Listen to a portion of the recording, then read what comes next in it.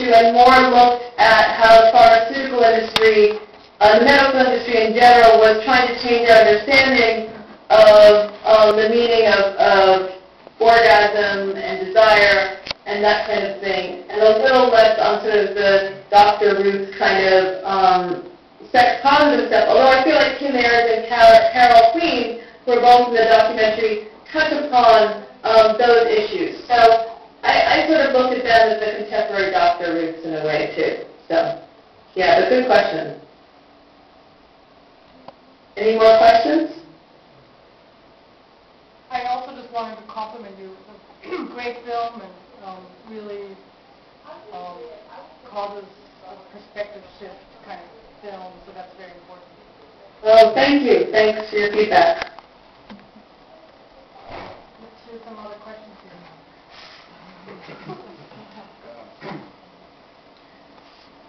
Hey, I just had kind of a comment.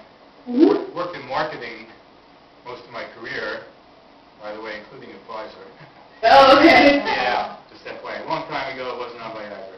But anyway, I do want to say that there is discussion about how to increase the size of the target market, and therefore they can service that market with their product. So I like how you pointed out that there is an expansion of the scope of who these people can help so that they can sell more product to help them, whether they need it or not, or potentially. Mm-hmm. So was that a major discovery of your journey throughout this documentary? Mm-hmm. Yeah, thank you. That's a really good observation. And it definitely sounds like you have the background to sort of make that statement about expanding the market. When I set out to make Orgasm, I guess I got cut off. I didn't intend to make an expose, so there was a whole journey of discovery that I went through while making the film.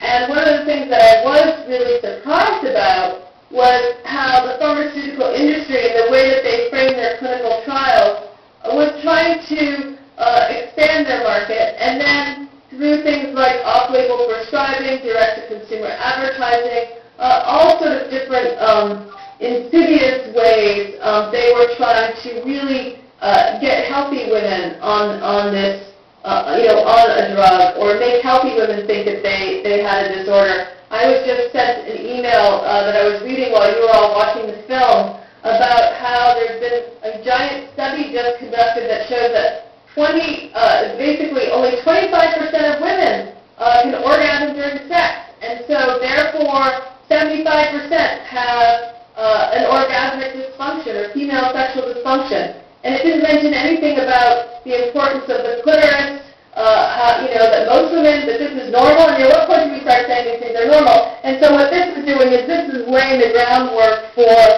probably another drug that will be coming down the road. Whenever I see anything like that, I think, maybe the pharmaceutical industry is working on something, because they tend to place these kinds of stories and pay for these kinds of studies. But, and I think that that's a very slippery part of this particular disorder, is that because we have such poor sex education, and you saw that with Charlotta, who has turned out to be perfectly healthy, there's a very good chance for people to be taken advantage of and think that they have a disorder, when in fact they might be totally fine, and, experiencing sex really in the way that most people are. So thank you for that question.